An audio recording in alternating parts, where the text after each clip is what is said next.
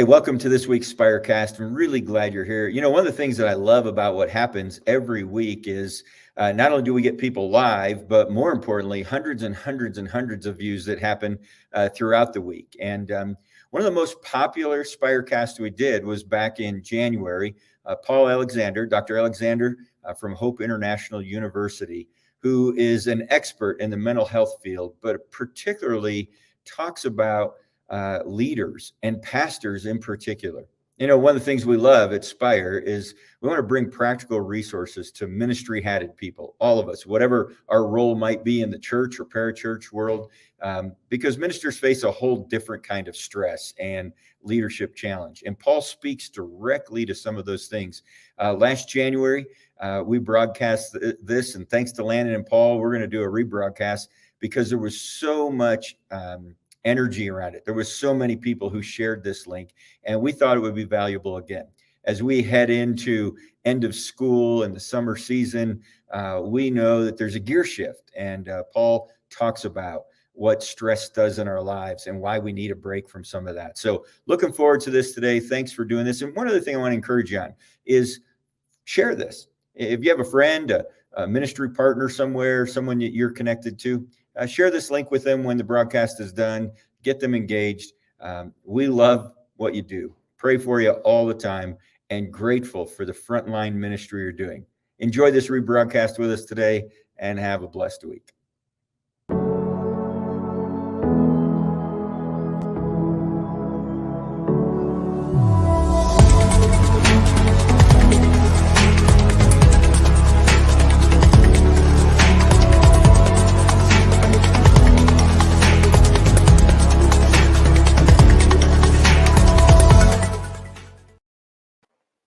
Hello, everybody. My name is Landon Justice. I'm the pastor in Richland, Missouri, First Christian Church. It's my honor to be the host of Spirecast today. And we're aware that life is challenging, let alone life in ministry. And trying to stay healthy, resilient as a church leader can be a struggle. And that's why Spirecast exists. Spire wants to help you find the tools, the resources that equip you to lead out of a place of wholeness. Not just adrenaline, not just striving, but also to give you guidance and support of a network to implement the best ministry resiliency practices for all the challenges that we face as leaders. So twice a month, Spirecast brings you an opportunity to hear from a leading expert and invites you to ask questions that you have about how to pursue wholeness in ministry, and then turn that longing that we have for wholeness into really actionable steps. So our guest today is Paul Alexander, the president of Hope International University. His background encompasses a unique blend of training and experiences that make him uniquely qualified to speak to pastors about mental health issues, among other things. With degrees in theology, therapy, leadership, Paul brings years of academic insight and practical experience, as well as, I believe, just an integrated life to bear on principles that can refresh and renew us as church leaders. So Paul, he's an ordained pastor, a licensed marriage and family therapist. He and his wife, Leslie, attend Eastside Christian Church in Anaheim, California, and have two adult children, Kelsey and Cole. Paul, what a pleasure it is to have you join us. Welcome to Spirecast. Landon, thank you so much. I always feel like they're talking about somebody else during an introduction. It's like, did I really do those weird, unrelated things? But it's nice to see you and join in today. Yes, well, absolutely. And I'm sure you can tell us along the way, but I doubt those are disintegrated things. I'm sure you found a way to integrate all of that in your leadership. So, yeah, Paul, we get to talk about really, an important topic today. Maybe one of the first things I'd love to begin with, though, is just why are you passionate about the mental health of leaders and certainly pastors? Yeah, that's a great question. The short answer is I'm a pastor's kid. I'm an ordained pastor. That's not where I get my paycheck, for most of my career. But growing up in a pastor's family, I watched how exciting it could be, but I also watched how challenging it could be. And I remember periods where my mom and dad would just go into a funk over things going on in the church. And specifically, a couple times when I was young, I remember when the church was about 400, small to medium size. And when a family would leave the church that mom and dad had invested in, I remember that was just crushing for my parents. And not like they left the area, they just left the church. And as a kid, I remember thinking, this is a really hard job. I mean, it's a busy job that you're kind of always on. And then many of my closest friends are pastors, and I have just tried to come up alongside them and encourage them. And then I decided to go more public with kind of my care and concern after we had 3 pastors commit suicide in our area 3 years ago. And they were very public, and they grabbed national media attention. But I just thought we need more people speaking into the life and the heart of pastors, and pulling back the curtain, and just, being honest about how challenging it could be and how lonely it could be. And that was pre-COVID, right? So then COVID comes along, and it just kind of blew up even more. Yeah. Well, thank you for your work there, and certainly your interest. So. Yeah. What have you found are some of the top issues just facing pastors right now? Certainly mental health issues. Well, there's no easy way to encapsulate it, so I'll talk around it a little bit. Yeah. It's a lot like an oral test, I guess. I'm gonna just keep talking till I hit the answer, right? So, the chief issue right now, the pastors that I'm talking to, is just burnout. And that has shifted a little away from other issues, and it has really become kind of a white hot spotlight on burnout because of COVID, because of leading during this extraordinarily awful time. So issues that were kind of beneath the surface that pastors may not even have recognized in themselves or their church body, we had the pressure and intense pressure of COVID, and they just came bubbling to the surface. And you can lead on adrenaline for a long time. Yeah. And pastors they have led on adrenaline for a long time. And now they're out of adrenaline and they are worn out. So my concern is that we're looking at what I think is going to be a rebound effect, or a sleeper effect rather, where in the next 6 to 12 months, I'm afraid we're going to have a lot of pastors really get sick and worn out and contemplate leaving ministry, simply because there's no reserves left. Yeah. So this sustained stress and extended ambiguity of what's going to happen next, when can we fill in the blank, go back to normal, when can we, with masks and mandates, and when are people going to stop taking shots at me? That has just worn everyone out. And it's much harder for pastors than it is in my role as a Christian university president, because my job is more formal. Pastors' jobs are less formal, and everyone thinks that they're a little bit of your boss in a church. And that's not true in my setting, but that's true in your setting, right? That's exhausting. Yeah, certainly. 2 things come to mind for me from that, Paul. And how would you describe burnout? It gets tossed around a lot, and I think sometimes it's helpful to have a more formal definition. And then 2, just as you think about that, what is part of that, the isolation piece as well that you found? Just curious about that. Well, I'll answer in reverse order. Absolutely. Isolation is both cause and effect, right? And so that's confusing for introverts. Half of our pastors are introverts, and they think, if I could just be alone, I'd have more energy. And then we're alone too much. So it certainly kind of adds fuel to the fire of the burnout. So when I say burnout, what I mean is you lack the energy and the passion to do your job and life well. And I want to focus on the life part more than the job part, because one of the tragedies in burnout is that we also hurt those around us. We're not giving as a husband or a father. We're not giving as a family member. We're pulled back and we're worn down. And now we're burning out those around us as well. So how do we find a way to replenish the passion that led us into ministry in the first place? And man, it's been hard in COVID to find a cup of cold water. I remember about 6 months ago, a church asked me to come speak. And the day they asked me to speak, I thought, I can't go talk about that right now, because anybody leading anything, man, it's just been an awful not marathon's too short a race. It's been one of those, 100-mile things. Ultra. Yeah, those ultra awful things that people do to themselves. Yeah. Certainly. I've had a unique position because I began my job here once COVID had started. So I feel like I missed some of that, unlike you who began leadership right before COVID. So Yeah. So I'm friends with 3 other Christian college presidents in Southern California, and we all started right before COVID. So we have a little support group called "What in the World Are We Doing?" Yeah, that's the name of the group.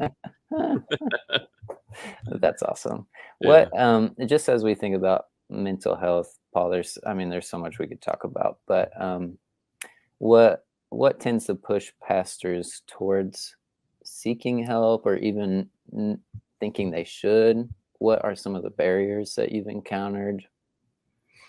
So years and years ago, I worked for a Christian mental health company called the Minirth-Meyer Clinics. It was a long time ago. They're not even around anymore. And one of my jobs was to man the pastor hotline. Man, I was so excited. I thought I'm going to be able to help lots of pastors. Nobody ever called the hotline, even though it was advertised nationally. I mean, we would get like a call a month. Wow. And when I would talk to the pastors, I would say, why did you wait? What kept you from calling earlier? And the answer all the time was embarrassment. Yeah. Some version of shame and feeling ashamed that somebody who's talking and preaching and teaching about health and spiritual health and joyful living is over here on the side broken. Yeah. And there is this commitment to the facade, which is really problematic for Christian leaders. And my experience has been the more prominent the position, the more reliably defended someone is going to be, right? Yeah. The brighter the spotlight, the more reluctant.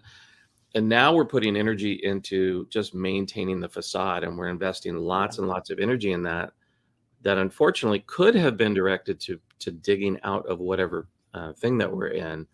Yeah. So pride, shame, embarrassment, fear of discovery. Some people work in areas still, unfortunately, where maybe an elder or some people in the church really would look down on them if they admitted that they're having any kind of emotional battle of any kind. And that's a real credible threat to pastor health. Is the person that would look over the top of their glasses and say, well, if you just had more faith, or there's, why in the world would you go see fill in the blank or take whatever medication? Right. So it's a little bit of a minefield of how do I authentically lead, take care of myself, and not get shot at in the process. Right. So it takes time to figure out who I can talk to. Yeah. And I always tell pastors, figure out who the safest elder is in your church. Start with that person. Yeah. Have that conversation privately and just see how that goes. I wouldn't walk into your next elders meeting and go, hey, I've got something big to drop on you. Yes. I've been depressed the last 6 months, or I've been anxious the last 3 years, whatever it is. Yeah. I wouldn't start there, but you have to start somewhere. If it can't be an elder yet or a leader, start with someone in your network and just start that conversation, because once we give a little bit of light to it, a lot of the energy comes out of it. And I hope people take that statement in. A little bit of light and a little bit of air to our emotional health takes a lot of the sting out of the pain that we've been feeling. Right. Yeah. Yeah, I find that to be so true. And I'm in one of those areas where, I see a counselor regularly, and I'm trying to normalize that here. Yeah. But it certainly can have its associated stigma. So would you be willing to be transparent with all of us and say, is that, how do you navigate that challenge if you're in an area where there's scrutiny? How are you able to manage that? Yeah. And then I'll stop interviewing you. No, you're great. Yes. Turn the tables on me. Right. I don't advertise it, but like my secretary and others know, and certainly I just try to make that space. And if anyone were to ask, it's for my own health, my own family's health, my own spiritual health. It's obviously connected. And so one of my desires is to be integrated, whole.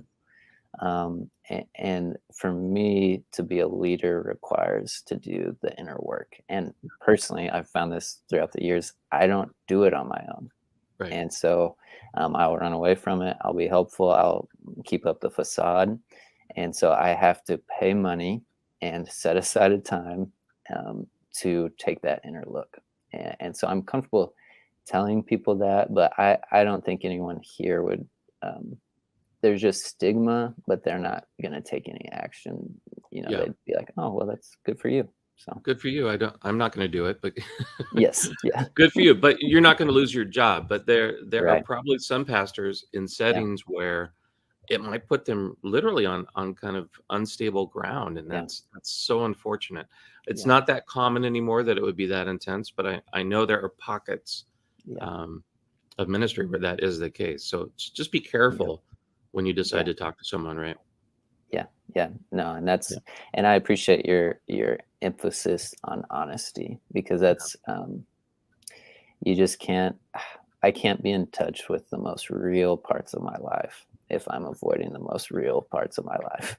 Well said. And the passion, the genuineness, the authenticity, the desire for God. If I'm avoiding the pain, I miss out on all of those. So yeah, and we're separated in age a bit, but one of the things that I admire about younger pastors is that you all are a breath of fresh air in that you're doing ministry differently than my generation and older, right? My dad's generation was trained, don't tell anybody anything. My generation is kind of selectively trying to figure out what we can tell, and your generation's just more authentic. And that's a blessing, but it can also be a little bit of a danger if you're dealing with people my age and older that are not always sure what to do. But I will tell you this, for your generation and younger, I don't think you can lead without being authentic and transparent. I don't think it'll work. I work with college students. I'm around college students. If they sniff out the leader is not authentic, they just stop listening. Yeah. Oh, absolutely. I mean, they don't discount. They just turn off. Yeah. And that's certainly a generational difference, I think. Yeah. I'm coming into a more traditional church here, and just the younger generation, for whatever reason, because I try to be authentic, it was kind of like a surprise to them initially. And I'm like, absolutely, well, that should be kind of like the minimum bar there, but but it depends on your perspective and what you're used to, and you're wise enough to know how to kind of titrate that slowly, kind of blending that in slowly, which is wise. Well, thank you, Paul. Sure. Another question I just thought was interesting, Paul, and there's so much in this area we could talk about, but I know you've done some speaking about grief and loss and trauma, which is so relevant in ministry and certainly during COVID. How do you think pastors struggle with those issues, and do they struggle with them as much as anxiety and depression? Maybe just riff on that for a little bit. Sure. So when I started speaking to church leaders 3 years ago, because of these tragedies in our area, we started running a survey, and we ran it to 2,200 pastors, which is a big sample size in this area. We don't have big studies. This is one of the first big studies. And we asked people to rate 9 factors related to depression and ministry. And what surprised us, one of the factors was unresolved trauma, grief, or loss. That came in third on the list. Out of the 2,200 pastors, it was ranked as the third most important cause or effect of depression in ministry. So I have elevated my thinking and focused my thinking around this issue for pastors, and begun asking questions when I speak related to, in your ministry or in your personal life, are you aware of loss that has not been processed, or grief that has not been felt, or trauma that is just stuck? And so when we enter that part of the talk, of the conversation, it gets very, very tender. And what I realize is we don't even know what we don't know yet about pastoral loss and trauma and grief. Now, my background as a therapist tells me that so many people, especially men, do not recognize well those unresolved issues. And it's a double barrel problem for pastors, because men tend to intellectualize, right? We separate the feelings from the rest of life. We don't want to do that work. And pastors tend to go into meaning making and sermonizing mode in their head rather than feel the feelings. Yeah.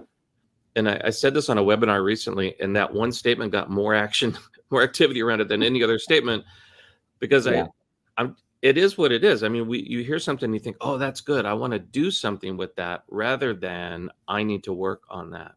Yeah. And a lot of pastors have been hurt in ministry. Things have been said to them, or done to them, sometimes even in the name of the Lord, that has just left a scar. And there are little L losses in our life, and there are big L losses. And we need to be able to process both. And men, we're not good at it. We're just not good at processing loss. 8 weeks ago, yesterday, my mom passed away at 90. And my dad's still alive. Mom and dad were married 69 years. And the moment I heard she passed, I made a mental decision to not run away from the grief. And I'm glad I made the decision. Yeah. But it's hard work. Yeah. It is work 2 months after the fact. It is work part of every day, to just be in the grief. And there's really no shortcut. I know enough about grief to know there's no shortcut. Yeah. But there is a long cut if you try to run from it. Yeah. So pastors in general know a lot about grief. They know a lot about loss. They can speak to it. They can preach to it. But it's hard to want to do the work. It's like an aluminum table that we're throwing things on and just keeps sliding off. Yeah. And we don't want to do it. None of us want to do it. Yes. Right? Yeah. Thank you for sharing that, Paul. Sure. What comes to mind as you say that is, we keep sliding it down, is the people that it is a compulsion, and it just grows and grows the farther you run from it, because it feels heavier and heavier anytime you dip into it, if that makes sense. So what would you say to someone who knows, okay, I've got some work to do, but it feels so overwhelming now because I've been avoiding this? Yeah. Well, first, I would say I would want to make sure that we've broken through enough of the denial, and I would want to say, the approach that you've been using so far, how's that working for you? Yeah. Right. And that's a famous therapist, jab. Yeah. But it's also an effective jab to say, I need to own the fact that it's not working. So what I say to men who are leading is, your biggest fear is probably that if you get into it, if you open the door, everything in the closet is going to fall on you. Yeah. So let's use a different metaphor. Let's use a little cabinet, and every week pull down, a plate and a cup. Yeah. And we have to change our thinking about our grit and realize, and I mean this with all my heart, we are way more gritty than we think we are. Yeah. We have tremendous resolve. So if we will recognize that, right, and get this up on camera, wherever it is. Yeah. If we recognize that the base is solid because of God, what God has put in our character, then I can begin to look at painful things that have happened to me. Not so that I can just live in that pain. Right. Because that's awful. But so that I can push through that pain and become more effective. Now, one of the decisions you have to make when you start that recovery process as a pastor is, what's my end game? Is my end game to just be better? Or is my end game to be a healed helper that doesn't mind talking about some of the pain? Yeah. And that's what I'm seeing as a transitional difference generationally, that you guys are more able and more willing to show people the scar tissue. And I think that's important for all of us moving forward. Yeah. It comes to mind, this whole conversation, this is one of my passions, but it seems like, I don't know if this is true generationally, but I feel like I have less help in knowing how to just simply be human. So how to hold the hardness of a human life for the suffering, and less institutions, less and less generational commitments, less and less rootedness. And so this conversation is just so meaningful, because I have to have help, in knowing how to navigate life. But for me, it just, I don't know. I just have to be honest about those things, or I don't know where I would be. And one of the things that helped me early on, I as you're saying that, I felt the feelings that are really old in my soul of, why is no one talking about this? Yeah. That existed in my early 20s when I went through a really serious depression, and I looked around and I thought, I feel like I'm an alien here. Yeah. I don't know who to talk to. I feel like I don't know what I'm going to be able to do. Yeah. And I found two authors that, while I figured out the who people later, I found two authors that were helpful enough to help me bridge out of that year-long depression. One was Frederick Buechner, and one was David Seamands, Seamands, Okay. who have just written such remarkable work. Yeah. And I feel like, God, somebody's finally telling the truth. Yes. Right? Yeah. That life is hard. Yeah. Life is difficult, and painful. And the idea that this struck me toward the end of COVID, the intensity of COVID here, the idea that any of us could lead well during a crisis is almost laughable. The idea that anybody's going to lead perfectly is preposterous. Yeah. And on the days that I'm hurting or you're hurting, those are really hard days to lead at all. Yeah. And no one wants to say that. Yeah. I was recently talking to a group of pastors that all serviced extraordinarily large churches. And it was nice to be invited in to speak to them. But I was just talking honestly about the pain of leading during COVID. Yeah. And there were about 30 or so guys on the Zoom, and there were a lot of tears coming down. And it was kind of a sacred moment to just be able to admit that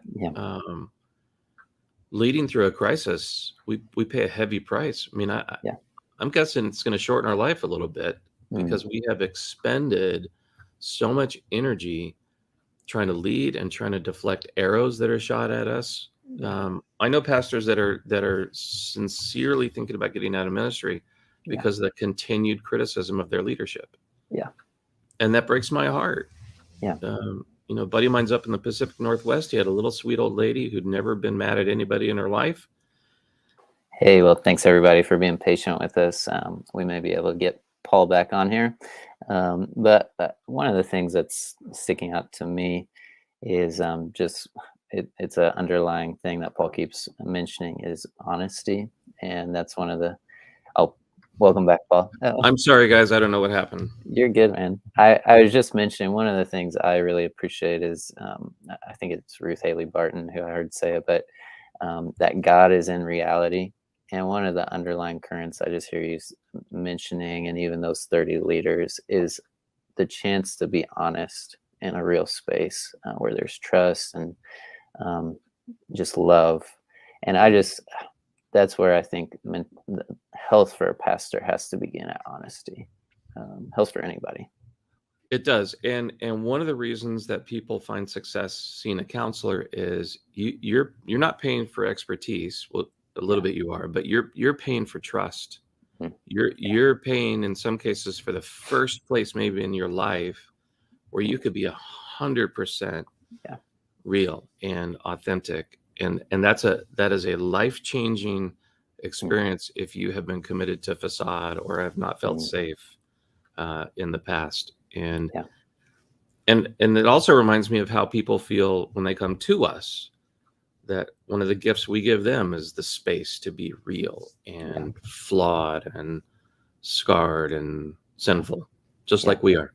Yeah, absolutely. A question that just got texted in, Paul, is am I fooling myself or completely unaware of myself if I feel COVID 2020-21 was no big deal?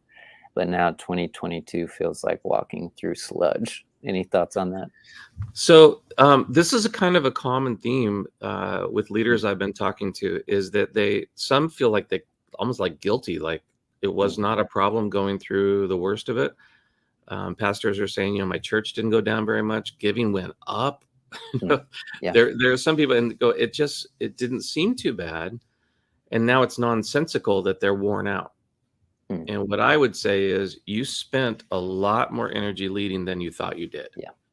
You spent a lot of your reserves every day. And our mind and our body cannot sustain that kind of stress. You will have to pay the system back. Yeah. So I was talking to a biologist one time about this, and he looked at me, his name was Glenn. He goes, that's true at a cellular level. If a cell expends a lot of energy, it will rebound. And I said, I didn't know that. He said, cells have to recapture, rebalance. They have to rest and get their energy back. And I thought, wow, I mean, that's micro and macro. It's the same. Yeah. It doesn't work to just keep your foot on the accelerator forever and not think something's going to break.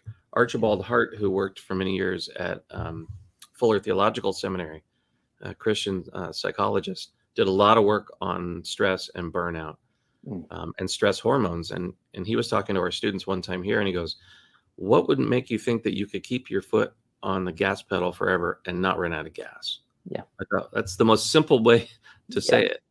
So leaders are, I think right now, kind of numb. They may not be depressed, but they're sort of numb.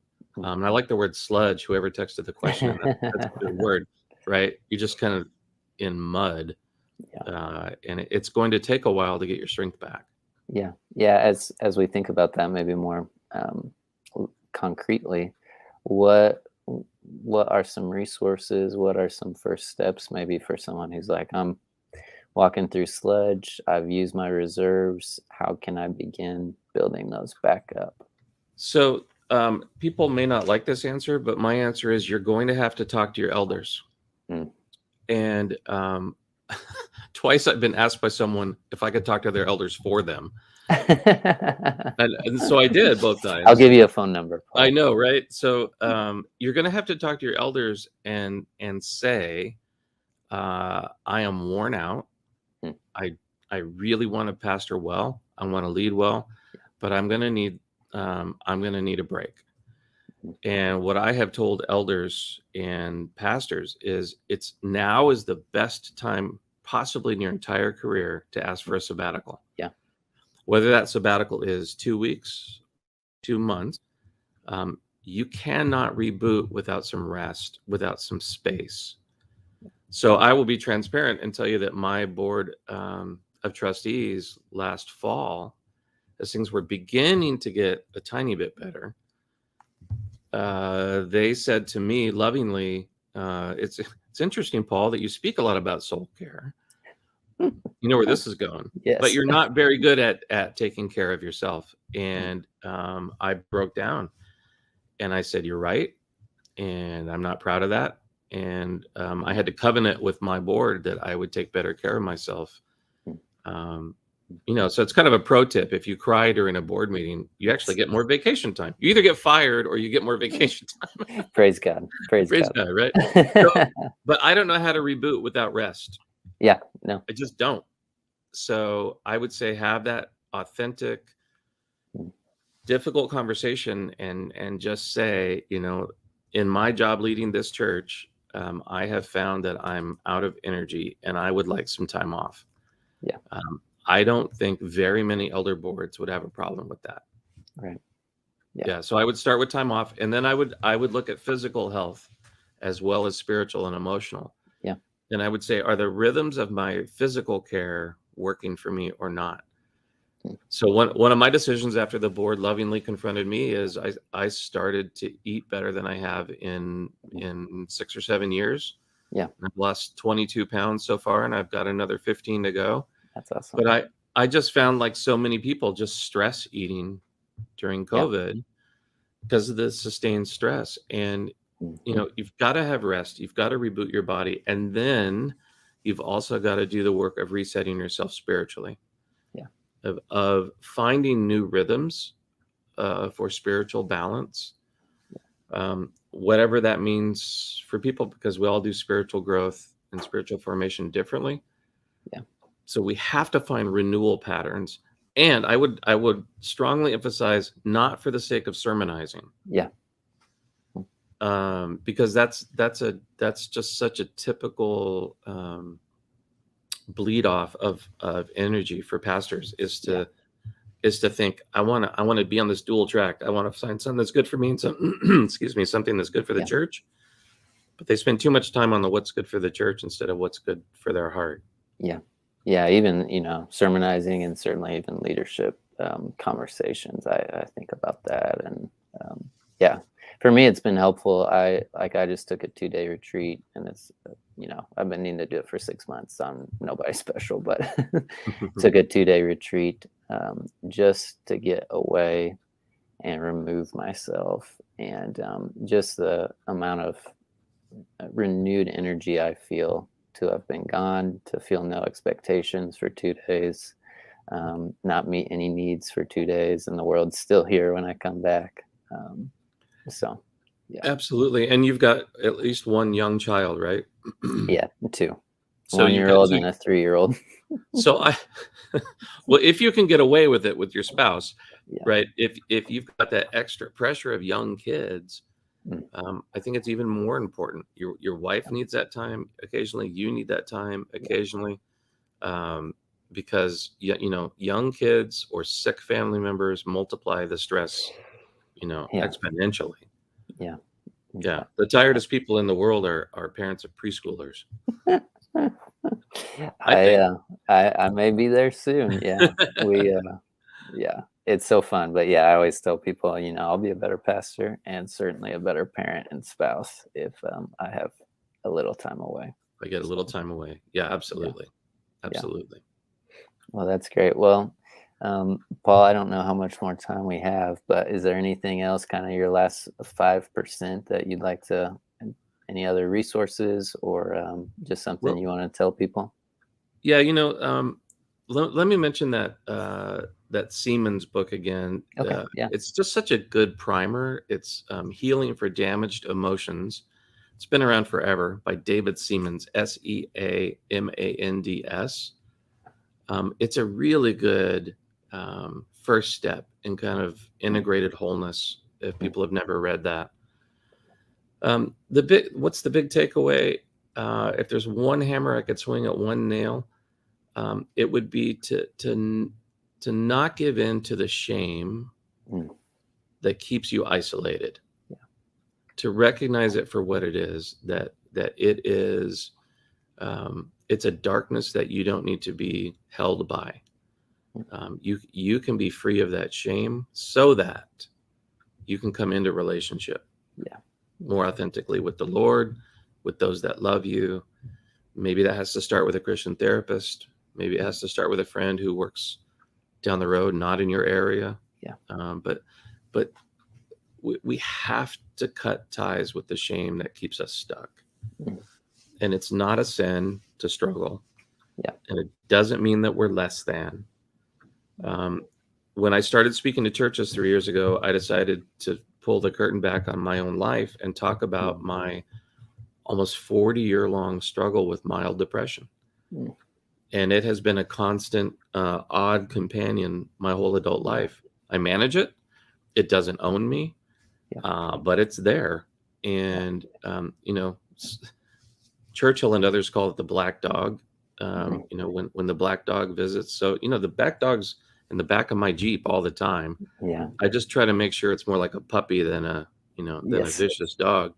Yeah. Because some of us just are inclined toward anxiety or depression. Yeah. And that's okay. A quarter of us in the US do. I'm going to say that again.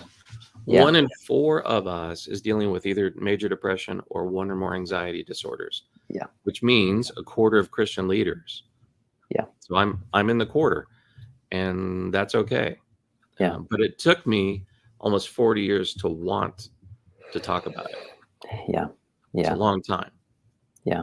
Well, and that's a good reminder to be in it for the long haul. And I'm just reminded, Paul, I appreciate your example for us, because just the amount of energy and wholeness and even connection that can come when we're honest about our stories.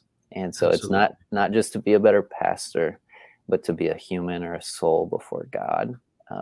Will just increase our effectiveness and certainly our longevity, and hopefully our ministry fruitfulness as well.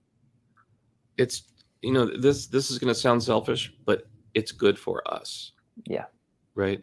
To live more authentically is good for us. And when that's good for me, I find it really makes people around me better, safer, happier, calmer, whatever words you want to put in there. Yeah.